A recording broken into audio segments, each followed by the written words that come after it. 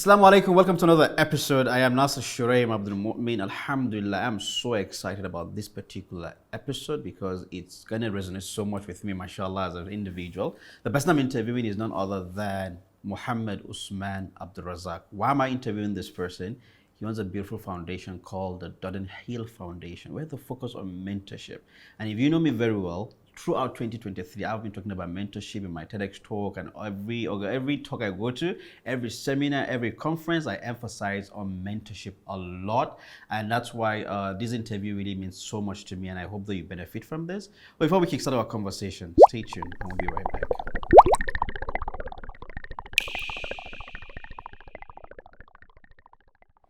All right, welcome back. And my guest for today is none other than Abdulrazak, Muhammad Usman Abdulrazak. How you doing? I'm fine, thank you. Assalamu alaikum. Wa alaikum assalam. How are you? I'm excited to have you, man. Thank you for having me. Excited. It's been a long time coming. Man, I've been pushing for this interview. You know, when I messaged you when I was in Riyadh, Yes. I said, if I come back, would you be okay to have an interview with me? And you said, yes, you've been in Abuja. And I was like, okay, fine, let's have the interview. I'm going to arrive in the morning.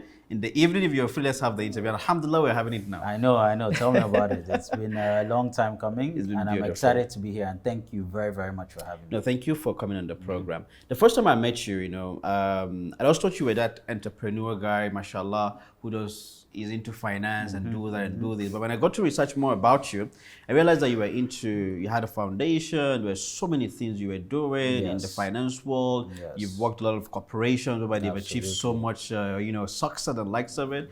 But, coming back to you focusing on mentorship, trying to mentor as many people as possible. Yes. I even spoke to someone you've mentored as well, just to get an really? insight about, what you done likes of, because some people today are mentors, but not true mentors to the reality that we talked about.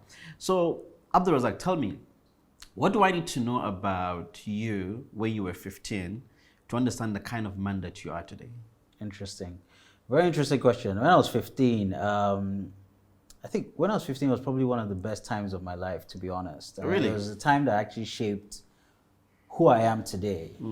So when I was 13 years old, I used to school in Lagos. I went to Atlantic Hall in Lagos. When I was 13, my parents and I had a discussion, and we decided I should move to the north. So I moved to Kaduna. And I went to Essence International School. Right. So I did SS1 to SS3 in Essence International School. So from 14 In Kaduna? Kaduna. Amazing. I didn't know anyone there. Literally, my parents just picked me up and dropped me there. But it was for very, very good reasons. Amazing. And it was probably the best, I would say literally the best 3 years of my life in terms of actually forming who I was, getting closer from a faith perspective, an Islam perspective, learning the northern culture and speaking Hausa and learning how to speak Hausa properly, building a lot of friends and building actually quite a robust network. And when I was 15, I think I'm quite fortunate, alhamdulillah, that I always kind of knew what I wanted to do, right, since I was like 13, 14. Right. I knew it was going to be in like the banking, economics type field. So when I was 15, I was in Essence. We, spent a lot of time doing like, accounting and from an educational perspective that. Right. But I was also very competitive. So I was a big sportsman. So I did a lot of sports. So you play football or what? I played football, I played basketball, and in Kaduna, basketball is huge. Oh, really? Right? I never huge, knew that. Absolutely huge. So I played football, I played basketball, I did track because I was quite fast. So by virtue of that, I had built a good friendship amongst a lot of people, both in Essence and outside of Essence, because of what I did in the sports side, and then obviously with education in school, I was kind of focused on, doing math, accounting, economics and whatnot, which was actually like, kind of paving my own path towards what I'm doing now and what So I've at done. that age, you loved maths? I was good at math, I think, but it was more like I was going to hated do. maths. I was good at math, but it was more like I was going to do accounting and economics, and math was a pillar of that. Right. And so that was kind of like the focus. I'd already taken my exams because I was going to do my A levels in the UK. So at 15, I'd already taken my exams, I already selected my courses and everything. So I kind of already knew where I wanted to go. But those years were very, very fundamental in everything I did. Amazing. It was completely fundamental. I still dream about Those days. my years in Kaduna. It's incredible. Amazing, talking about how your love for accounting and the likes of it shaped, the fact that you're now in the financial sector. Correct. Take me back, history lane on after university, right? Yeah. What happened? Where did you Yeah. begin to work for? Because today Yeah. we live in a generation where every young person finish university And they want to be an entrepreneur, Yeah, right? And yeah, it's a big yeah. thing today. Everybody want to Yeah. be a CEO and write it on their Instagram. I'm CEO Yeah, of ABC and D. yeah, But also realize that if you're able to work with other organizations, like you course. work with Morgan Stanley and a Yeah, few yeah, others, yeah, right? yeah. You're gonna get a bit of experience and likes of it, and you Yes. can even succeed there. Yes. Now, a lot of people think that, if this guy is a CEO, ABC are CEOs, I gotta be a CEO Yeah, too, even if yeah, I don't yeah. have the capacity Yes, to be a absolutely. CEO. So tell me, take me on a journey on how that phase was for you. Yeah. Did you know that, okay, fine, as soon as I'm done with university, I'm Yeah. gonna go work? Yeah. Or, I'm gonna start my stuff and didn't work out for you and came back to work? Yeah. I'm 17 years in right now in investment Amazing. banking. I started in 2007. Amazing. Yeah. How old was I when I was in 2007? Amazing. So I mean, right from when I left Kaduna and I moved to the UK and I started doing my A levels. Right.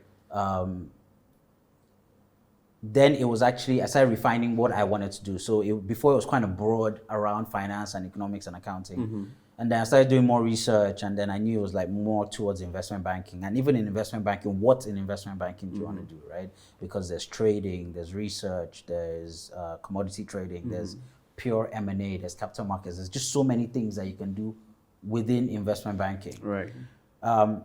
And I kind of did my research, and I figured that my skill set and the type of person I am was more geared towards M&A, so mergers and acquisitions and capital markets, and more corporate finance advisory and strategic advisory to clients on solving their, kind of like funding and finance issues, and trying to form like strategic ideas on how they grow and stuff like that. Right.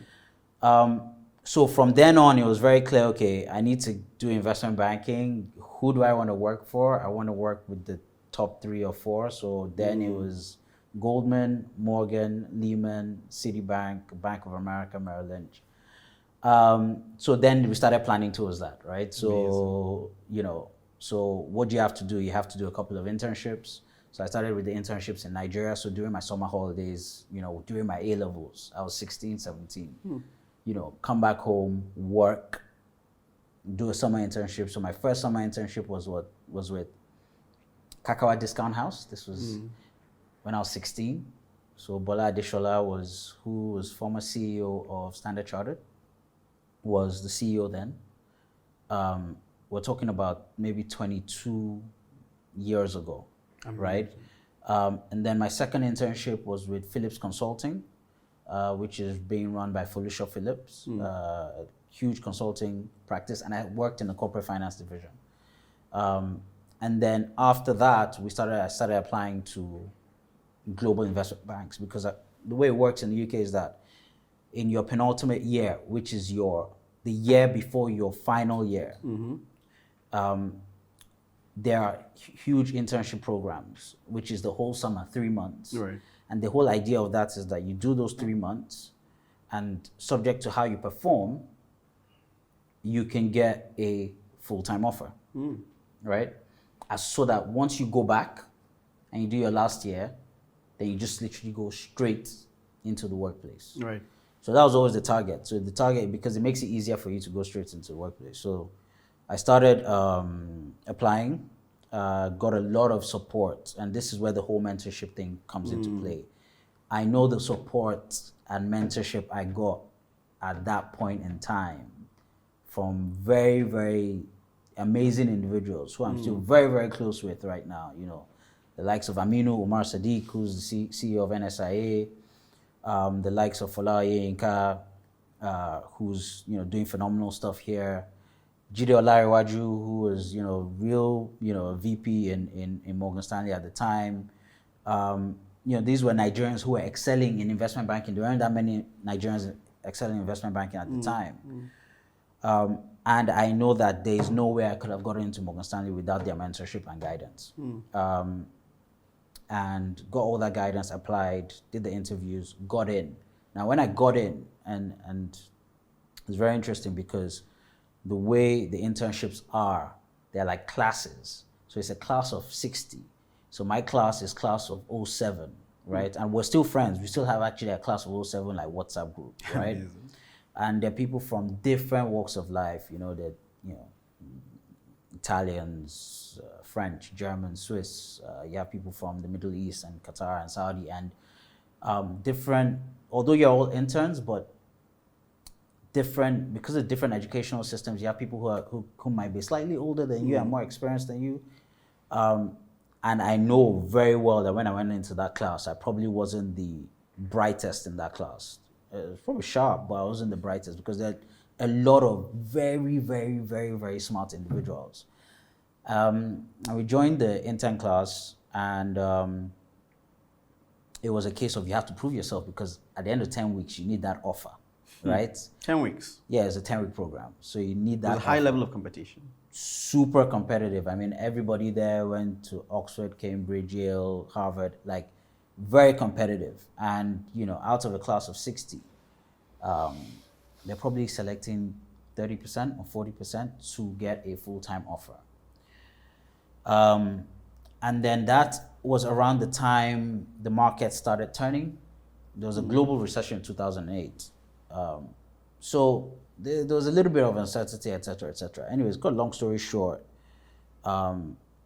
alhamdulillah, at the end of it, I got an offer. Amazing.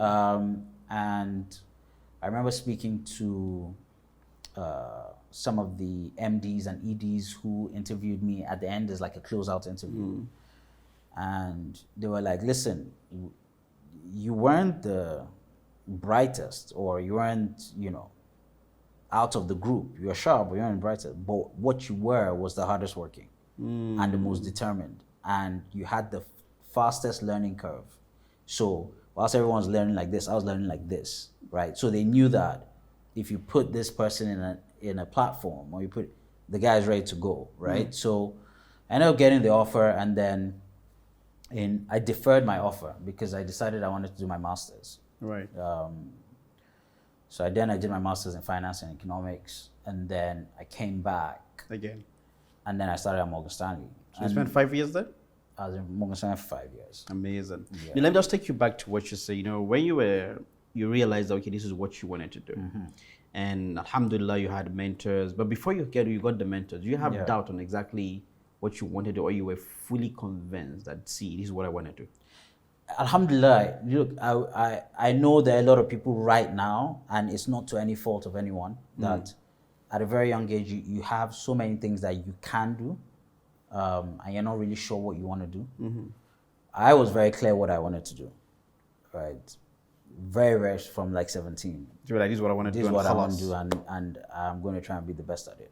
Now, I really love the fact that, around that time you had like very good mentorship, because last year, my mantra was every young person needs someone take them somewhere within themselves they cannot go by themselves. Yeah. Because I myself, I'm a product of mentorship. Because when I finished university and I studied Islamic theology, I didn't want to finish university and go become a teacher or become a scholar or become like a malam or something. And that's why I ventured into the show making business and how can I do TV shows? How can I impact people differently? And the person who helped me then was, of course, moved to Mega, and he was like, see, I see something in you. I'm going to lead you to the right path. Let me assist you. So mentorship goes a long way in helping a lot of people and like so. But tell me, was it the biggest motivation for you to create the Durden Hill Foundation? Yeah. No, so from then on, we, started working at Morgan Stanley, and naturally, I always want to give back, always. And what I found was that because they were not, as time went on from 2007 to 2008, there was a global recession. A lot of people kind of dropped out of investment banking. The number of like Nigerians and Africans doing investment banking in London started reducing, and then I then happen amongst a few others to be like reference points for other young people trying to come into banking. like especially young Nigerians trying to come into banking. And naturally, I helped so many people with CVs. I help people with their, interview processes, like what to do, where to research. I mean, that was just naturally just me giving back. And over the years, 5 years has gone by and 10 years has gone by, and I'll meet someone on the road and they'll be like, "Oh, you don't know me. Oh, you helped me with my CV 7 years ago," or Right. I came to you and you put me, and I'm like, "Oh wow, I had." How does that make you feel? I mean, good. Like, of course, Alhamdulillah, that you're able to make an impact in someone's life, which is what it's about. And you're not tracking it. You're not doing it because you want anything You're not back. keeping You're numbers. just, I'm not even keeping numbers. I'm just doing it because somebody needs the help, and I can give that help, and that's it. And you do it, and you just move on. And so I've been doing that time and time again, helping people build financial models, explaining, like all that type of stuff.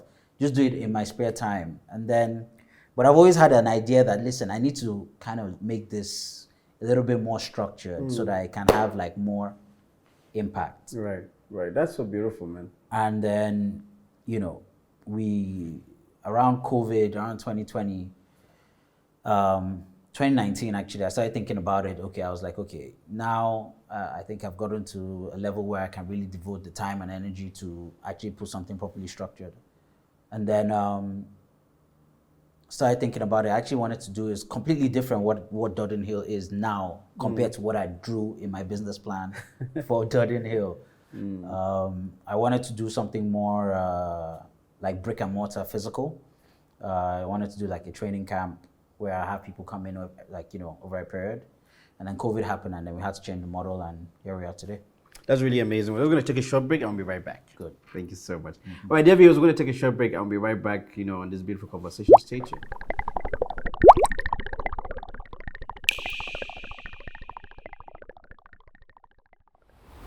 And welcome back. Alhamdulillah, I've been discussing with Muhammad Usman Abdulrazak on his journey so far. And Alhamdulillah, one of the most amazing things is that he knew exactly what he wanted to do, which a lot of young people, I myself personally, will be thinking, oh, I want to do this, I want to do that, I want to do that, I want to do that. But he knew exactly what he wanted to do. And Alhamdulillah, he had the right people to guide him. Welcome back, Muhammad. Thank you so much. Before we went on a short break, I was thinking about this, right? Alhamdulillah, you got mentors that guided you. Unfortunately, today we live in a generation where a lot of young people, or rather a lot of mentors, want you to be self-aware, but not self-aware enough to decipher their intention towards you. Okay. I'm less than 30. I'm not up to 30 yet. So I've gone through like a lot of mentors at the moment. Yeah. So sometimes I have mentors whereby, they lift you up, and at a point they drop you simply because you don't do some certain things they need you to do. And I have the mentality that, in as much as you have the experience, in as much as you have the, you know more than I do, there's some certain things that are based on my principles, either faith principles or whatever else, or any kind of principle that I uphold on. But they were like, nah, if you don't do this, then you're not a good person. Then they'd like drop you and move on. And sometimes they want you to do things for them, right? So what they do is that they draw you closer and closer and closer and closer and closer. And subhanAllah, you even think that they love you so much. And at a point, they will disappoint. Interesting. Have you ever experienced this? Never. Never. That's amazing. This is happening in our own generation. It's happening a lot in our generation. Interesting. Never experienced it. This is my first time ever hearing about that. Really? Because if you go by the pure principles of mentorship, it's literally just a help. It's a help without rewards, right? If anyone who I've come across that has needed any type of help from me, it's just been, this is the advice, this is the way I think you should do it, this is what I'll do, this is the path you should follow. Let me know if you need any further help. And then you carry on helping like that and you move on. It's not something whereby you expect some reciprocal, something in return. So for me, this is actually very, very... Well, now you're knowing. On behalf of the young people, I'm telling you. Amazing. All right, let's go to this question, right? Have you, throughout your life, throughout your experience, your work experience, and alhamdulillah, I know you're the vice president of the financial advisory of the African Finance Corporation. let me ask something a bit spiritual, right? Have you ever experienced grace in your life? Like, have you ever felt that, wow, if not for Allah? Now, I know that if not for Allah, nothing would have happened, right? That, Yeah, you know, yeah, right? yeah. But something happened in your life and you were like, whoa, if not for Allah, this wouldn't have happened. It's every day. It's every day. I have too many stories. I don't think you have time for that. I have time for one.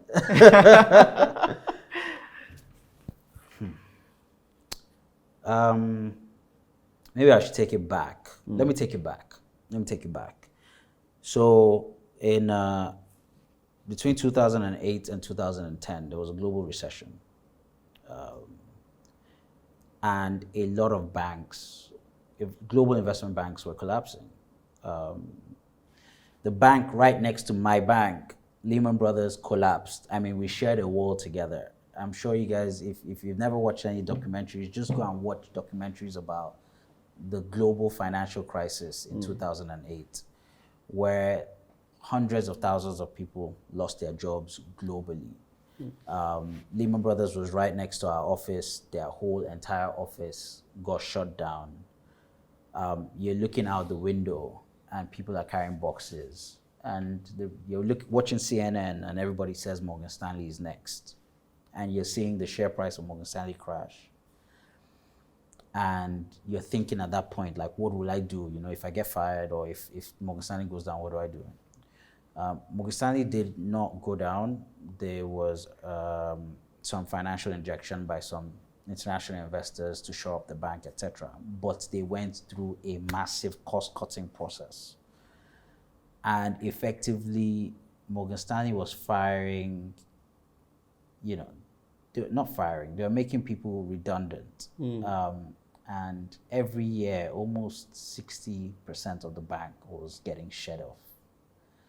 That's like 2 in 3 or 1.8 in 3, right? So what that means is that every 6 months you would have a redundancy round, and there will be a specific day whereby everybody knows today is the day. And if you get called up to the 9th floor, your career is over at Morgan Stanley for that particular point in time. And from the 9th floor, you go all the way out, and that's it. That's it, right? And in my cubicle,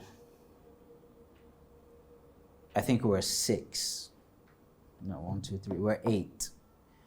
And in a given year, 6 out of the 8 got made redundant. Wow. And that's just Allah's grace.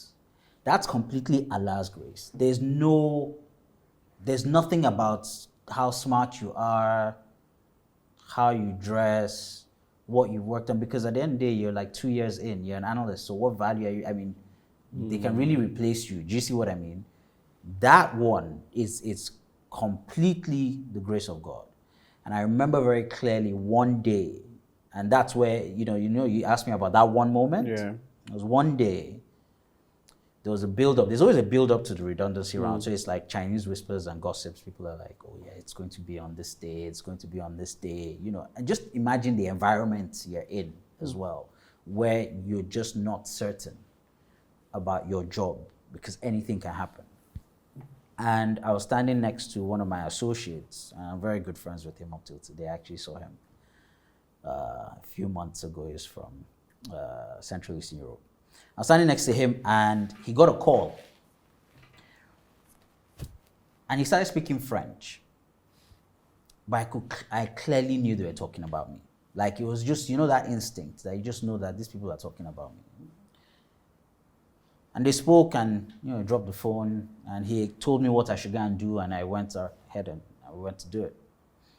2 weeks later, there was a redundancy round, and different people got made redundant. Now, after that, I grabbed a coffee with him, and he was like, "Can you remember that day where you were standing next to me?" I was like, "Yeah." He was like, "Yeah, that was a call from firm management, and they were asking me about you." And if at that point in time, all he said was, "He's good, but he comes late to work." Done. There's nothing else. Looking for one excuse. There's nothing else. There's just you're out. So that's definitely the grace of God. Amazing. And I have so many stories like that throughout my career. Like, there is none of this is achievable without the grace of God. None of this. Amazing. None of it. I have no, like, it's no even, there's nothing in my head that tells me otherwise. So there's so many stories like that. And you just have to always pray and have faith. And thank God for where you are, because you might look at where you are and think, I'm not here, but a lot of people are looking up to you and saying, like, and, you just always have to have faith. Just always, alhamdulillah, always. Amazing. Alhamdulillah, always. Amazing. My favorite chapter of the Quran is Ar-Rahman. Which of the favors of the Lord can you deny? None indeed. None. Absolutely. So yeah. That's really remarkable. Thank you so much for answering that question. If you have one regret, what will it be? That's a very good question. Let me think about it. If I had one regret. From your early days to now. To now. Yeah. I think I could have invested more in my younger days. For sure. I think I could have done more Investment? I could have done more investments, and I could have given back a bit more in my early days. I think that's something I would say regret, but if I could go back and change a few things. Why though? You always want to be better, right, at everything. But at the same time, you have to go through life, right? So I think there are different periods in your life whereby you need to go through certain things to become a better person. Sure. And maybe if at that point in time, all I was doing was just being, super, I'm already focused and more focused than what I am now. Maybe it's not going to be the same outcome now, right? So I think, yes, if I could go back and correct a few things, maybe that's one of the few things I'll do. But alhamdulillah, I think so far, That's amazing, And I see you go to the gym. And you try to keep fit. So I have a commitment issue. Okay. And I always want to go to the gym. Yeah. I've been mocked for the way I look. I'm so big, mashallah. And usually when I'm together with even Mufti and a few other people, they're like, "See, you gotta go to the gym." I'm like, "See, this thing is a bit difficult." Yeah. Talk to me. How does one become committed to a goal that they want to achieve? Because a lot of us, we're in 2024 now. Yeah. Everyone says, "I want to do this, I want to do that, I want to be this, I want to be that." But once you stand 1, 2, 3 weeks, hey, you're cut short. You don't want to do no more. Yeah. How have you been able to keep the commitment you do have at the moment? Discipline. Discipline. That's it. It's just discipline. You just have to be disciplined, and you have to be committed. Like, for me, the way I look at it is that anyone who's successful at what they're doing, if you look at it in whatever field of life, is extremely disciplined and committed. Like, hard work all the time, right? And for me, there's no substitute to hard work. Now, you find now a lot of people want to cheat the hard work, right? But you can't cheat the grind. In my opinion, you can't. Like, even if you might get success, I'm not saying you need to wait 10 years or 15 years or 20. You can be successful in year 1. But if you cheat the grind, you would lose that success. There's no two way about it. Because you have to go through those processes. You have to learn through all of that. So for me, it's all about discipline, hard work, and commitment. Dedication and hard work. It's like, it's just a way and part and parcel of life. So you talk about working out. I've been working out for 20 years. 4 days a week.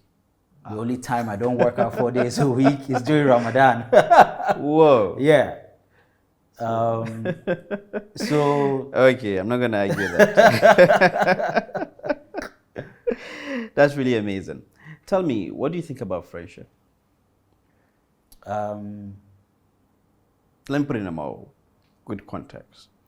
Um, we all grow up today, alhamdulillah, and we have a lot of friends around us and likes of it. Yeah. And sometimes you have friends whom, of course, you do love, but they don't make any impact in your life. Yeah.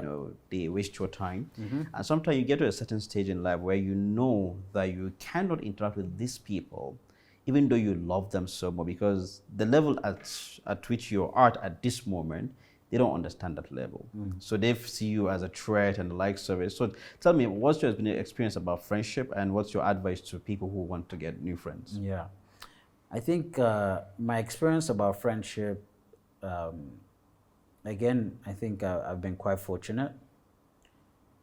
My group of friends that I've been friends with since I was 10 are my friends right now. I don't have any other, like I have, you always meet people. Right. But in terms of my core childhood group of friends that I've known for decades, we celebrated one of my friend's birthday. He turned 40 on 27th of December. I've known him for 28 years, right? And I think friendship is all about ensuring that the group that you have the same collective value, right?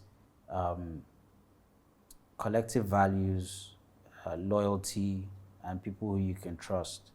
The value is very, very important, because that way you guys all kind of grow up, grow together, right? And if you have the same positive values, right, you would all excel together, ensuring that, if somebody's falling out of line, you can call them, be like, if I'm falling out of line, they can call me and be like, bro, you're falling out of line, get back into line.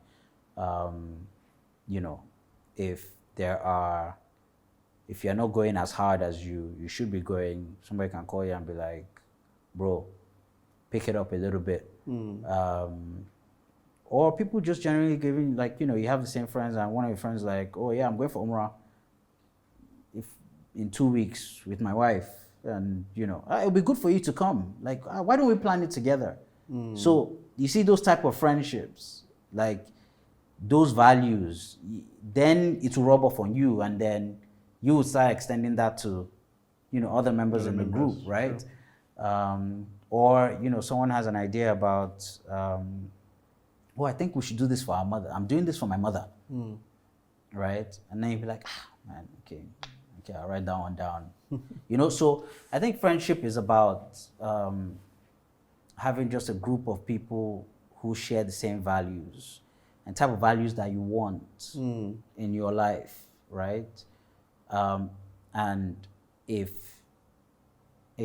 those friends, or if a friend doesn't have the same values, not necessarily saying I'm not going to talk to this person anymore, but that you need to spend time with people who share the same values. Your inner circle must share the same values with you. They must share the same values with you.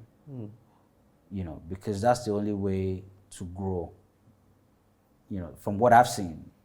And if I look at even friends, so I have my friends that I've been friends with since I was like 10 years old, etc. But obviously you have more friends that you met in university. Right. And then you have friends you met in business and what have you. And you tend to, if I look at, people who are considered as friends, we all share similar values. Amazing. Yeah, and I think that's very important. When people look at you, they say, mashallah, you look successful, you wear the nicest suit, mashallah, and you go to give speeches, you speak very well and the likes of it. No one ever gets to see what happens, when you're down, when things don't go your way, right? Yeah, what happens when things don't go your way, when, subhanallah, you experience an emotional breakdown? Yeah.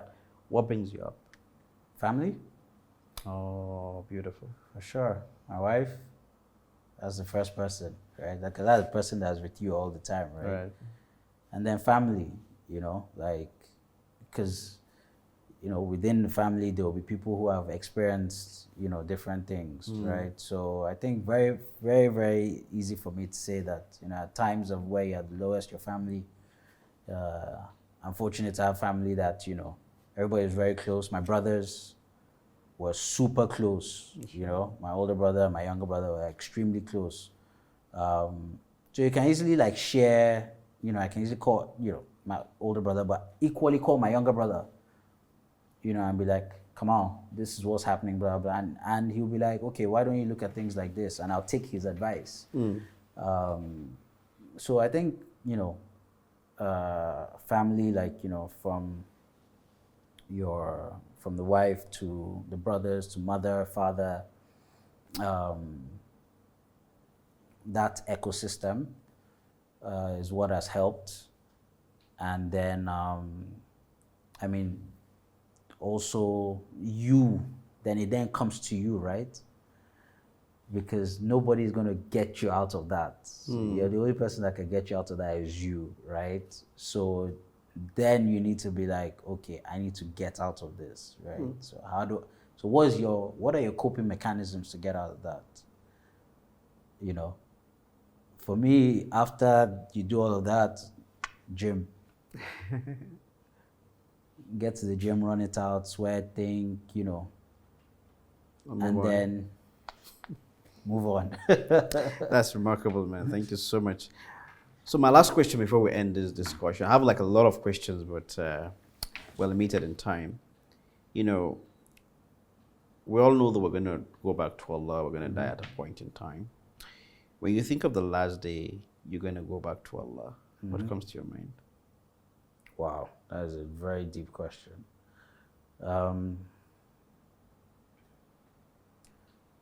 What comes to my mind is forgiveness, right?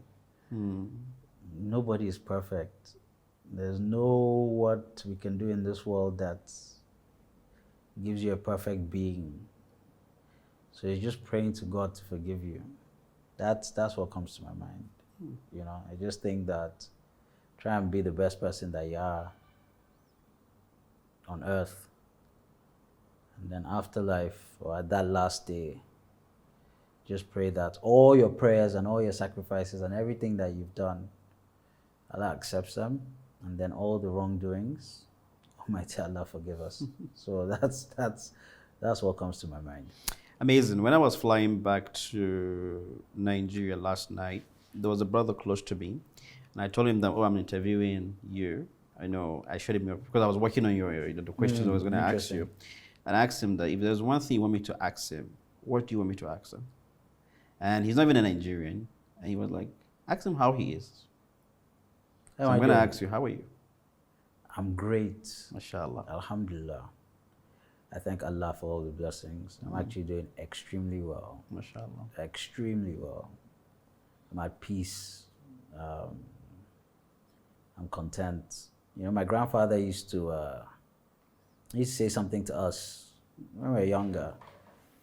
And he says, whilst you pray, always pray to be content. Like, just always be content.